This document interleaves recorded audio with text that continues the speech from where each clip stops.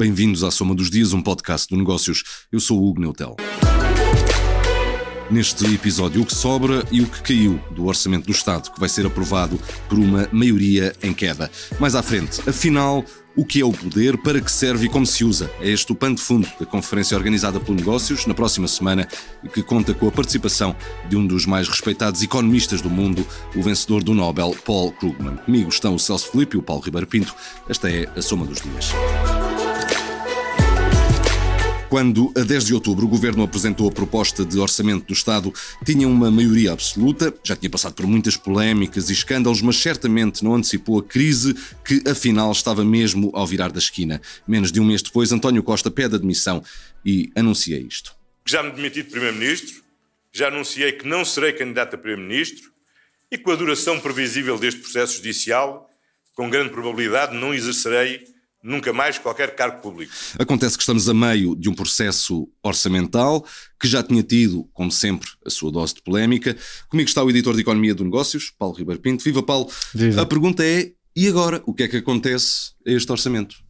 Bom, o orçamento vai continuar o processo normal de debate na especialidade, com as várias propostas que são entregues pelos diferentes grupos parlamentares ou deputados únicos no Parlamento, e essas propostas vão ser discutidas ao longo de praticamente 2 semanas, sendo que as do PS têm garantida a aprovação, uma vez que se mantém a maioria socialista tal e qual como até agora. E a grande questão é que o PS apresentou cerca de 100 de propostas, várias delas que alteram, ou uma delas, aliás, que altera profundamente aquilo que foi uma das grandes polémicas deste Orçamento do Estado, que é o agravamento do Imposto Único de Circulação para veículos anteriores a 2007 e também para os motociclos que não pagavam IUC, e essa proposta vai desaparecer do orçamento. Pura e simplesmente porque há uma proposta de eliminação dessa norma por parte do Partido Socialista. Que achou que não havia contexto e que não havia ambiente para que ela pudesse avançar. Exato. Bom, aqui podemos conjecturar se não havia contexto, não havia ambiente, mas com umas eleições à porta, soaria mais a tentar acalmar uma polémica que não estava a correr bem ao Partido Socialista e ao Governo, apesar do Ministro das Finanças ter defendido a medida praticamente até ao último minuto. A verdade é que era uma medida que estava a causar muita moça ao Governo e que iria causar caso fosse aprovada, porque o orçamento vai entrar em vigor no dia 1 de janeiro e essa norma, se constasse do documento, lá entraria em vigor e isso poderia... Com os possíveis danos que isso traria. Sim, há a possibilidade de ter um dano efetivo e direto, um dano material nas eleições antecipadas dia 10 de março. E eu acho que foi a tentativa do PS de fazer aqui um volte-face e um controle de danos de uma medida que de facto estava a ser bastante incómoda até dentro do próprio Partido Socialista. Portanto, vai haver menos, vai haver menos rigor, menos contenção na despesa. Todas as medidas, ou quase todas aquelas que o PS tem indicado como propostas de alteração do orçamento, apontam num sentido de serem medidas de teor mais eleitoralista, algumas das quais iam até de encontro às críticas que tinham sido feitas pela oposição, e o que era uma delas, certo? Exatamente. Quer dizer, o Partido Socialista, e nós questionámos isso e questionámos o líder da bancada parlamentar sobre o efeito ou o impacto económico ou financeiro no Orçamento do Estado para 2024. Pelos cálculos que eles dizem ter feito, não há qualquer impacto, portanto tem aqui uma neutralidade fiscal em relação àquilo que entra e àquilo que sai. Ora, o que é que sai? Saem estes 84 milhões de euros que entrariam na receita do Estado com o agravamento do IUC em 25, ou pelo menos até 25 euros para estes veículos anteriores a 2007, e portanto aí é a receita que não entra mais, mas depois há muita despesa que entra e que, segundo os cálculos do PS e do grupo parlamentar, não tem qualquer efeito no que já estava previsto no orçamento.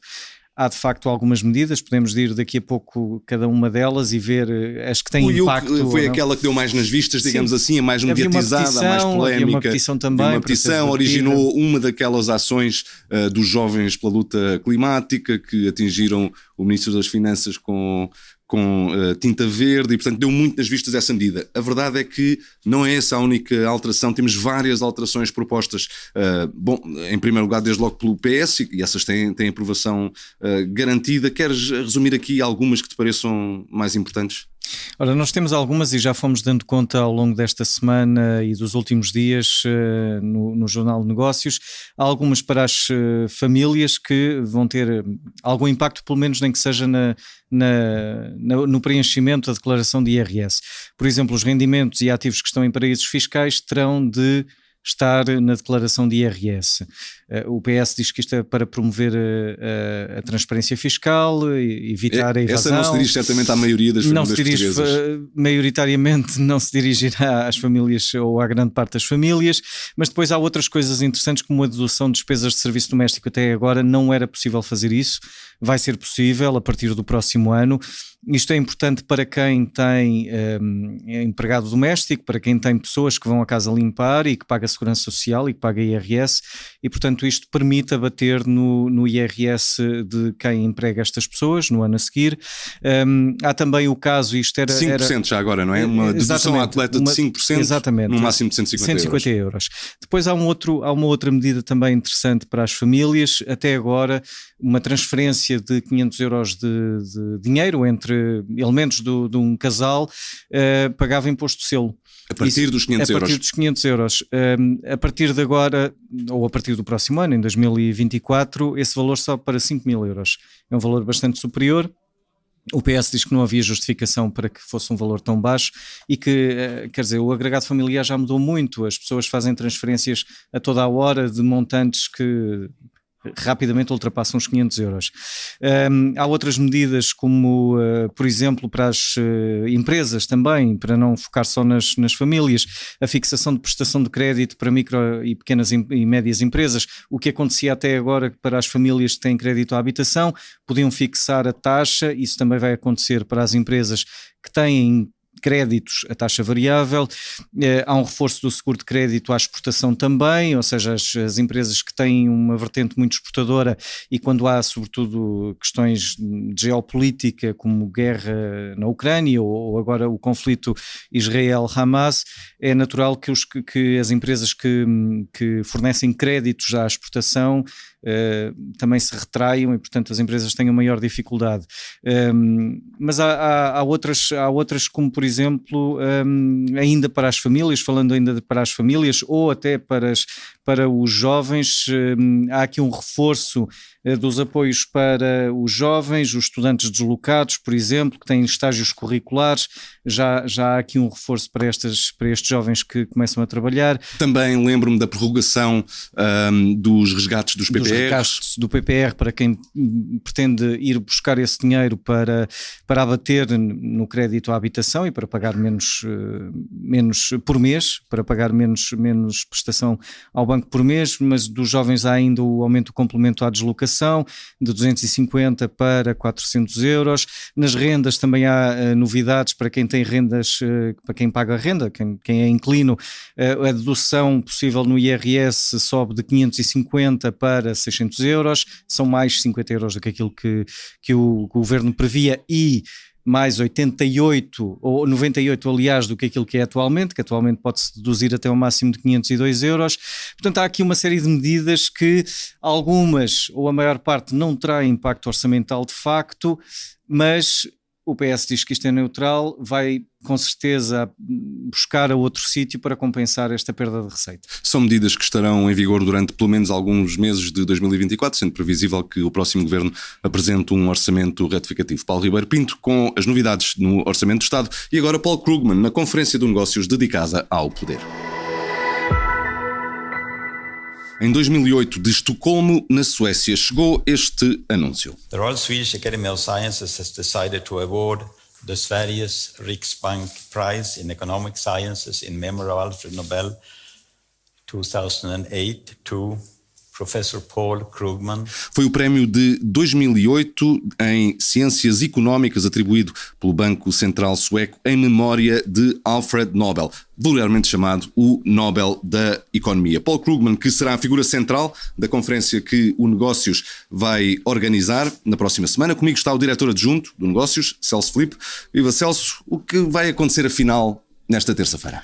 É verdade, Hugo. Antes de mais, é um enorme orgulho receber na nossa conferência o Paul Krugman, uma figura cujo prestígio é à prova de bala, e se perdoas a imodéstia, é também uma prova da força da marca do Negócios em conseguir trazer para uma conferência sua no âmbito dos 20 anos do jornal, de trazer uma figura de tanto prestígio e que curiosamente começou a sua carreira em Portugal. Paul Krugman esteve em Portugal em 76 a estagiar no Banco de Portugal. Diz que estará apaixonado por Portugal, vem com alguma frequência ao país. Teve, por exemplo, em 2015 cá para participar numa homenagem ao José Silva Lopes, que era governador do Banco de Portugal, precisamente durante o período em que Paul Krugman estagiou cá.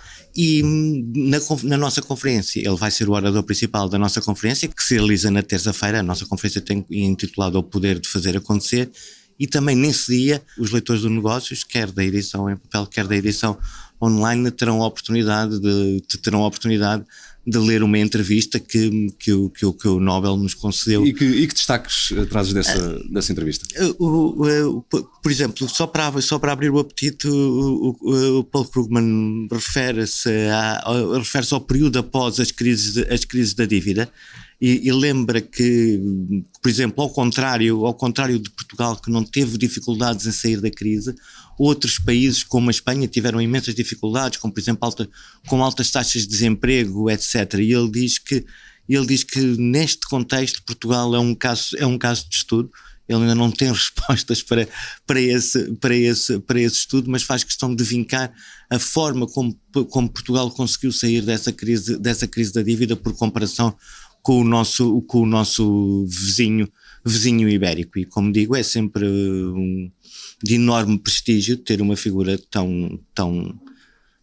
com tanto peso académico e com tanta força da palavra e o poder da palavra, como o Paul Krugman.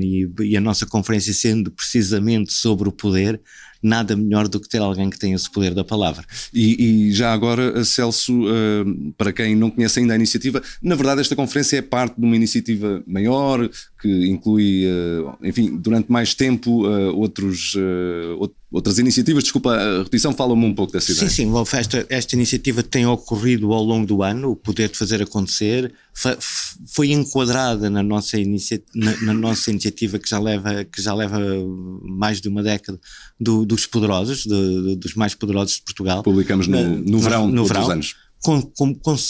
Construímos outros acontecimentos à volta deste conceito.